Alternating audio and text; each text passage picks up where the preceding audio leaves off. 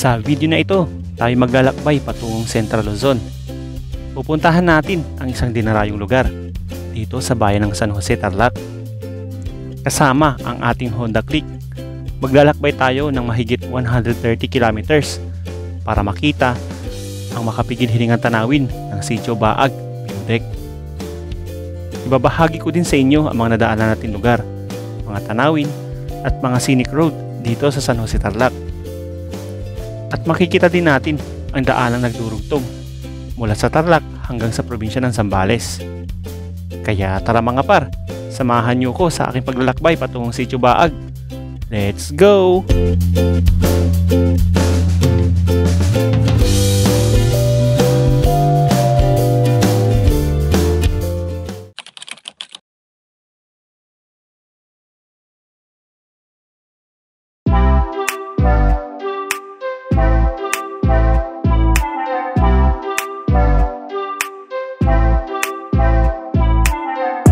Magandang umaga sa inyong lahat at sa ating lahat.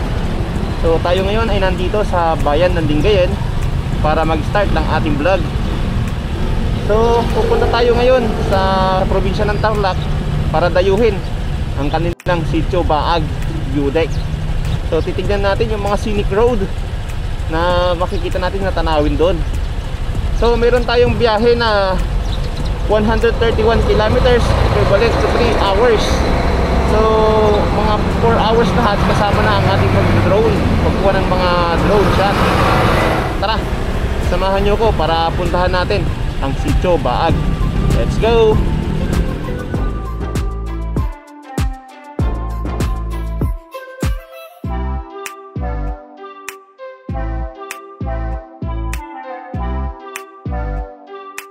Alright, so Bugalyon Bridge.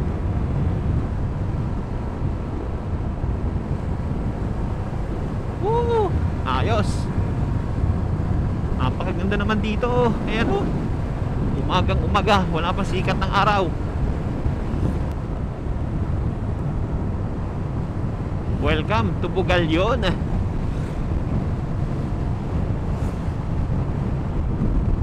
Dito mga par, so second time natin bumiyahe papuntang Central Luzon. So nauna yung Zambales nung pumunta tayo ng Liwa, tapos nung daang Kalikasan sa Santa Cruz, Zambales.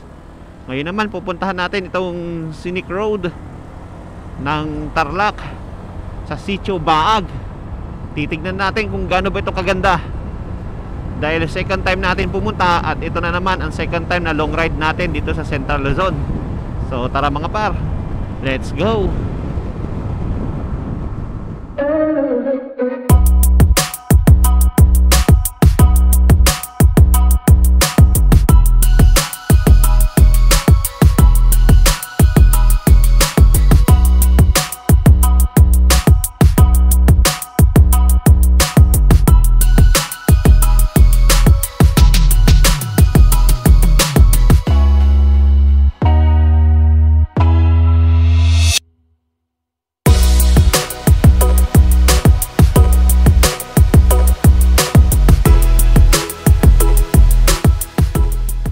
Ayun o, si Kuya sa mga magsusubscribe sa atin. Nakita tayo dito, nagpapalipad ng drone dito sa Bugalyon. Alright, abangan na lang kita. Alright, so tara na, let's go na sa San Jose, Tarlac. Grabe yung kulimtim ng panahon ngayon, pang uulan. So dahil tag-ulan, ayan o, napaka-foggy dito sa bayan ng Bugalyon. So andito na tayo sa may bayan ng Aguilar, Pangasinan. So dito makikita yung Mapita, Sitio Mapita. Alright, so now entering Mangatarem, Pangasinan.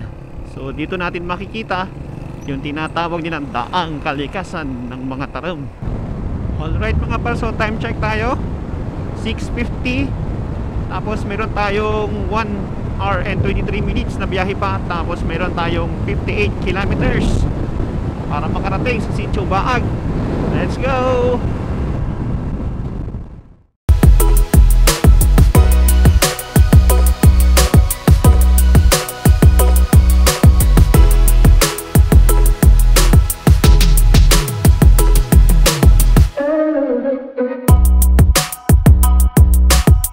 Alright, so welcome to Tarlac, probinsya ng Tarlac.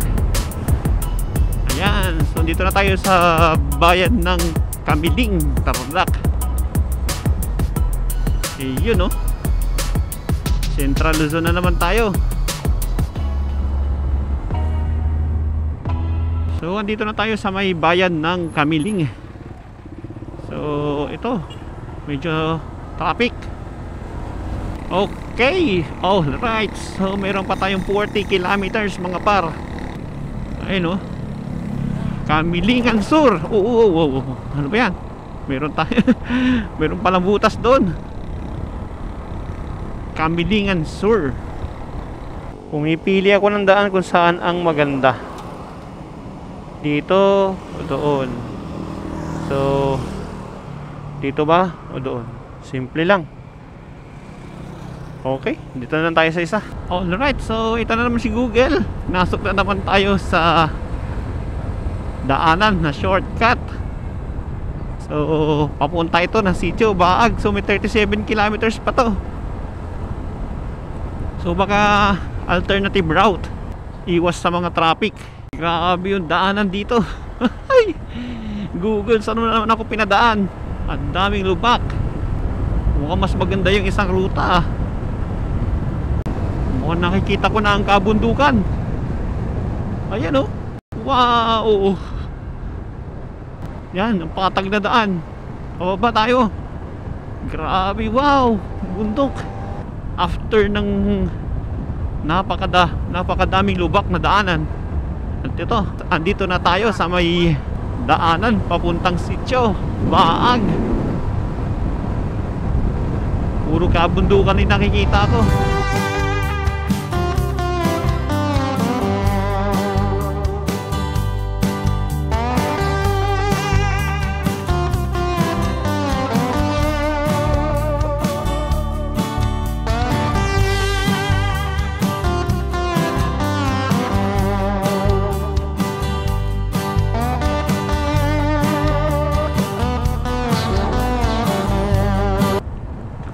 Talaga dito, napakaganda. Palayan at kabundukan ang makikita mo dito. Ayan, oh, ang lawak.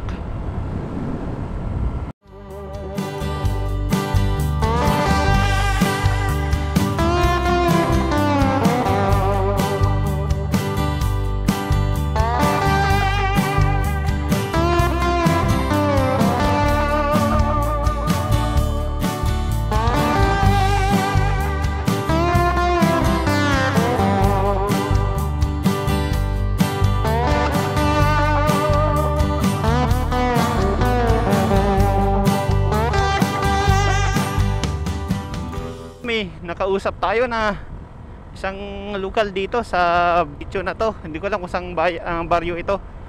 Tinuturo sa atin, after natin daw mag Sitio Baag, punta tayo sa may Tala. Ayan, yung kabundukan daw dyan. Maganda daw dyan, sabi nila. So titignan natin kung kaya pa ng ating oras or kaya ng ating motor. Sige, let's go. Alright, so time check 7:53. Mayroon pa tayong 32 minutes, equivalent to 21 kilometers. So ini-improve yung daanan dito. Ayun, oh. Maayos, inaayos nila. Kapal ng daanan. Grabe, daming bundok dito, oh. Ayun, oh, sa kanan natin, oh. Ay, grabe. Ayos. Tapos malamig, medyo malamig din yung klima dito. Hindi na siya kagaya dun sa dinaanan natin kanina.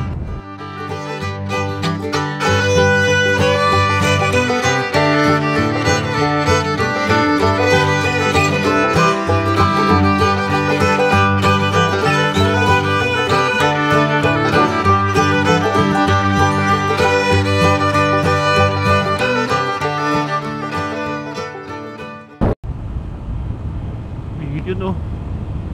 Dami mga nagbabike din. So maraming mga tuminto na rin doon. At madami na rin tayong nakakasabayan. Lalakas ng stamina at mga paa ng mga to. Wow, muntik na tayo ma-overshoot. Okay, so 12 minutes na lang. So napakalapit na natin dito sa may view deck nila. So makikita na natin kung gaano kataas, kaganda. Alright mga par, let's go! Grabe yung tarik par oh. Magbula dito sa baba hanggang doon. So parang nakikita ko ang Santol Road dito sa Sitio Baag na to. Grabe ang taas. So titignan natin kung makakakyat yung motor natin. So tara mga par, let's go!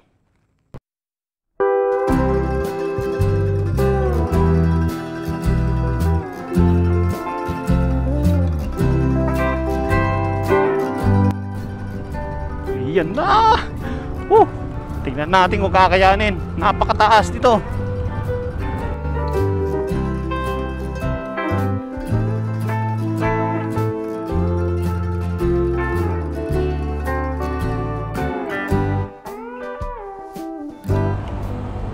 Ayan oh! Wow! Green na green yung mga bundok. Palipat tayo dyan mamaya. Focus muna tayo dito sa napakataas na daanan.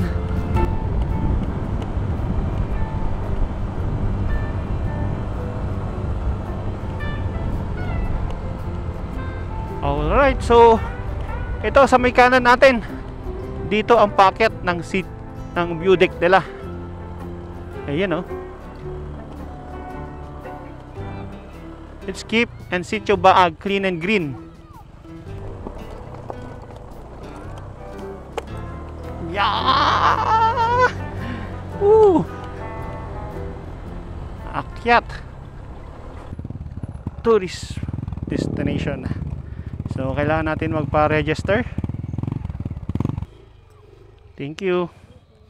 Wala nang ano or andito na. Sige, thank you. Ayan, so mayroong 25 pesos ticket to San Jose, Sitio Baag.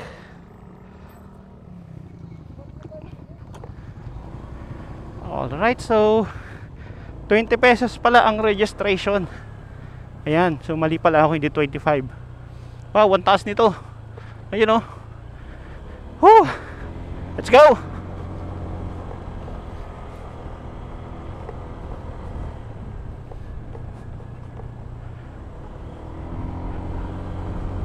Wow, grabe. Little Batanes. Wow, grabe naman to. Ang taas.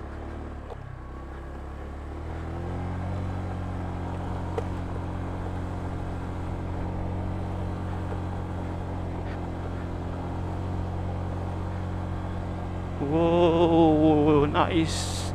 Hindi pa mahangin, so maganda pa magpalipad. Wow, nice, nice.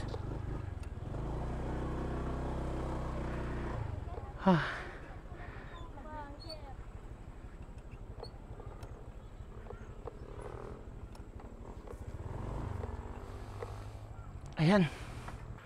Alright, so touchdown. Andito na tayo sa may Sitio Baag. So grabe yung tanawin pag nakikita mo. Wow, kabundukan ang nakikita natin dito. Kulay green na. Ay, sarap talaga magmotor.